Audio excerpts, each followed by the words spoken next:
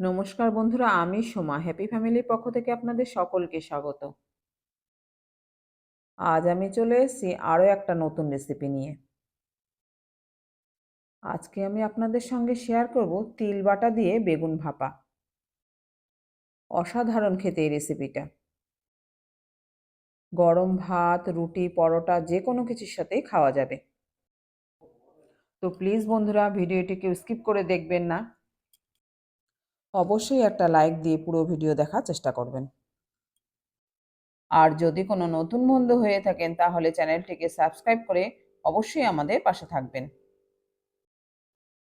তো দেখুন বন্ধুরা, এখানে আমি কয়েকটি কচি কচি বেগুন দুফালি করে কেটে নিয়েছি। আর যদি বড় বেগুন হয়ে থাকে তাহলে গোল চাক চাক করে কাটলেও হবে। বেগুনগুলোকে ভালো করে জল দিয়ে ধুয়ে আমি অন্য পাত্রে তুলে নিলাম। এখন এই বেগুনগুলোর মধ্যে আমি সামান্য লবণ ও হলুদ দিয়ে দিলাম।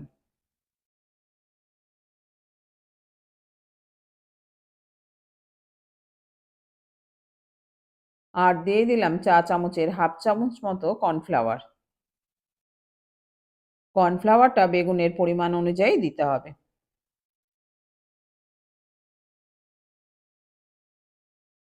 কর্নফ্লাওয়ার দিয়ে সবগুলোকে এখন আমি হাত দিয়ে মাখিয়ে নেব।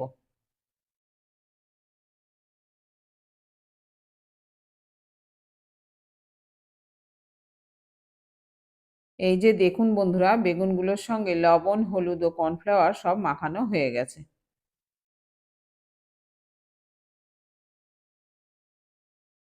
এখন ওভেনে কড়াই বসিয়ে দিয়েছি। কড়াই গরম হলেই দিয়ে দেবো সর্ষের তেল। এই যে দেখুন বন্ধুরা, আমি কড়াইতে একটু বেশি পরিমাণেই তেল দিয়েছি। তেল গরম হয়ে গেছে। এখন আমি এক এক করে বেগুনগুলোকে ভেজে নেব।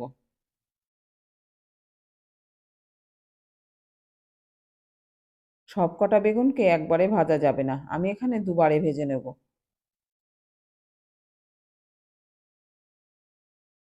কড়াইতে 4 টুকরো বেগুন ধরলো। এবার কড়াইটাকে কয়েক সেকেন্ডের জন্য ঢেকে দিলাম। কয়েক সেকেন্ড পরে কড়াইয়ের ঢাকা খুলে বেগুনগুলোকে এবার আমি উল্টে দিলাম। বেগুনগুলোকে উল্টে দিয়ে কড়াইটাকে আবারও কয়েক সেকেন্ডের জন্য ঢেকে দিলাম। এইভাবে ঢাকা দিয়ে দিয়ে আমি বেগুনগুলোকে ভালো করে ভেজে নিলাম। দুবার করে আমার সবকটা বেগুন ভাজা হয়ে গেছে। এই ভাজা বেগুনগুলোকে আমি এখন অন্য পাত্রে তুলে নিয়েছি।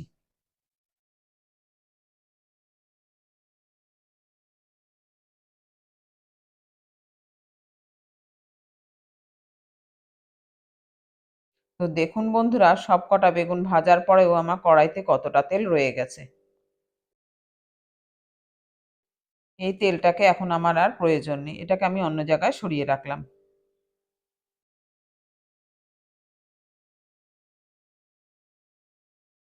তো দেখুন বন্ধুরা, এখানে ভাজা বেগুনগুলো রয়েছে।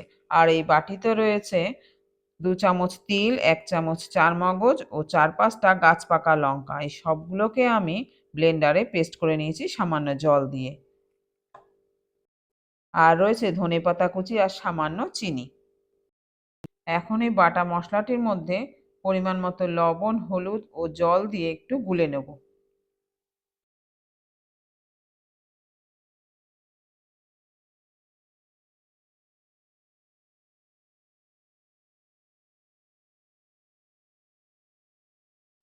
বাটা মশলাটা খুবই গাঢ় হয়েছিল, তাই একটু জল মেশালাম।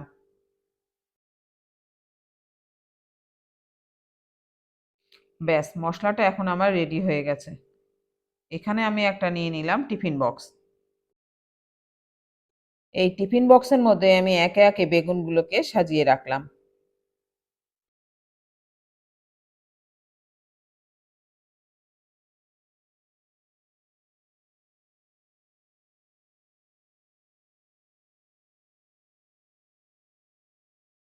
দেখুন বন্ধুরা, আমার বেগুনগুলো সাজানো হয়ে গেছে।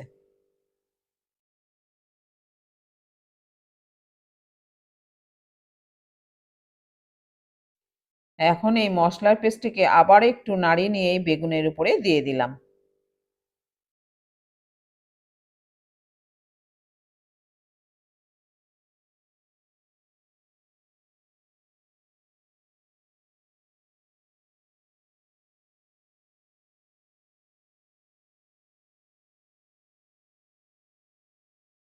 এবার এই মশলার বাটিটা ধুয়ে সামান্য জলও দিয়েছিলাম।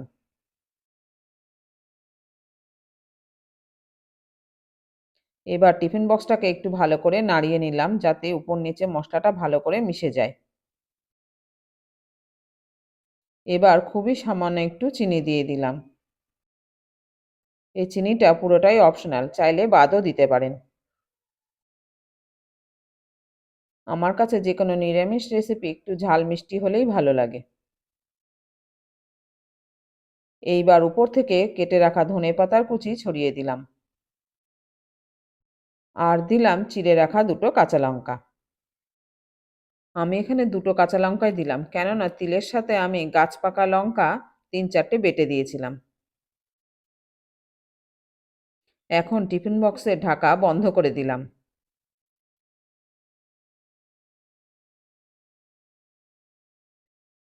এদিকে গ্যাসে কড়াই বসিয়ে আমি কিছুটা জল গরম করতে দিয়েছিলাম। জলটা এখন দেখছি ফুটে গেছে। আর জলের মধ্যে আগে থেকেই আমি একটা স্ট্যান্ড বসিয়ে রেখেছিলাম। এখন টিফিন বক্সটাকে আমি স্ট্যান্ডের উপর বসিয়ে দিলাম।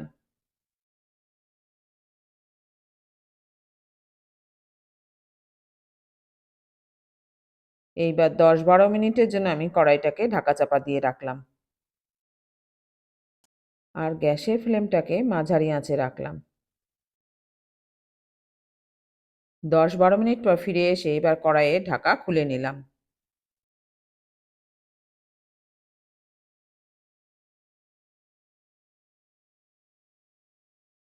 এবার গ্যাস বন্ধ করে দিয়ে একটু ঠান্ডা করে নিয়ে টিফিন বক্সটাকে তুলে নিলাম।